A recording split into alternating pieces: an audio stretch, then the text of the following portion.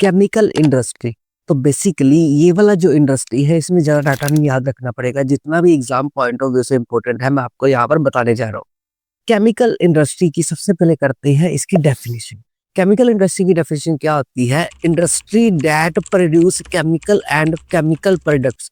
जो 2 चीज़ें बनाती है, या तो केमिकल बनाएगी या केमिकल प्रोडक्ट्स बनाएगी। जितने भी केमिकल से प्रोडक्ट्स बनते हैं, जैसे एसिड हो गया, एसिड से कोई भी करके, जैसे लैब में आप साइंस लैब में जाते हो, कोई भी एक्सपेरिमेंट्स है, तो वो इंडस्ट्री क्या करती है आपके लिए, जितनी भी एक्सपेरिमेंट के लिए एसिड स्ट्रॉन्ग वाले या बेस वाले यूज़ होते हैं, वो सारे यहाँ पर बनते हैं।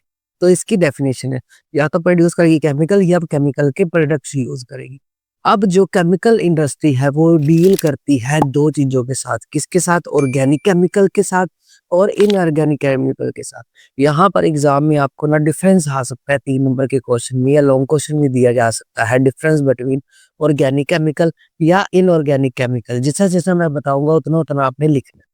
तो ऑर्गेनिक केमिकल मैं पहले क्लियर कर देता हूँ, जो ऑब्टेन होता है, हमें नेचर से ऑब्टेन होता है, नेचुरल तरीके से ऑब्टेन होता है, उसको ऑर्गेनिक केमिकल बोला जाता है।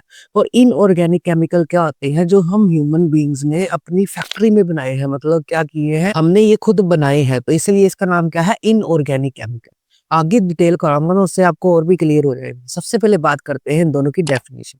डेफिनेशन क्या है? जो ऑर्गेनिक केमिकल है इंक्लूड पेट्रोकेमिकल। इसमें पेट्रोकेमिकल्स होते हैं। पेट्रोकेमिकल्स में ब्लैक में क्या लिखा है? जैसे पेट्रोलियम हो गया, नेचुरल कोल हो गया, मतलब कोयला वगैरह हो गया, ये ऑर्गेनिक केमिकल में इंक्लूड होता है। बस आपने ये याद।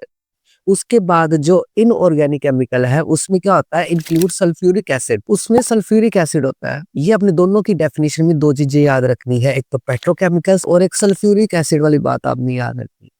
अगली बात करें प्रोडक्ट्स की। ऑर्गेनिक केमिकल में कौन-कौन से प्रोडक्ट बनते हैं और इनऑर्गेनिक केमिकल से कौन-कौन से प्रोडक्ट बनते हैं। कुछ आपने प्रोडक्ट सुने होंगे, ठीक है। ऑर्गेनिक की अगर बात करें तो यहाँ पर बनता है प्लास्टिक्स वगैरह बनते हैं, ड्रग्स दवाइयाँ वगैरह बनती हैं, और डाइज वगैरह जहाँ से हम रंग वगैरह करते हैं, जो बच्चे पेंट वगैरह करते हैं, वो भी इससे ऑर्गेनिक केमिकल से बनते हैं। एक्सेट्रा में सारे नोट्स। उसके बाद इनऑर्गेनिक से क्या बनता है? जैसे फर्टिलाइजर हो गए, जैसे किसान यूज करते हैं इसको, ठीक है। सोप वगैरह हो गए, और एसिड वगैरह भी इससे बनते हैं। तो इनऑर्गेनिक मतलब एसिड हम ह्यूमन बीइंग, एक्सेट्रा में सारे नोट्स में दे दूंगा। लास्ट में बात करें लोकेशन की। ऑर्गेनिक सेक्टर की जो लोकेशन है उसके नियर होती है, near oil refineries. Oil refineries है जहां पर ऑयल को रिफाइंड किया जाता है, उसकी फैक्ट्रीज के नियर इसको लगाया जाता है, इस प्लांट को, ठीक है। उसके बाद अगर बात करें इनऑर्गेनिक केमिकल की, उसकी फैक्ट्रीज कहाँ पर लगती है? Widely spread all over the country. Widely spread है हमारी कंट्री के अंदर ही। जैसे कंट्री के अंदर बहुत सारे स्टेट्स हैं जहां पर इनके प्लांट्स है, बहुत सारे नाम है, हमें सारे याद नहीं रखने, बस ये लाइन याद रखनी है। वाइडली स्प्रेड क्या है? All over our country.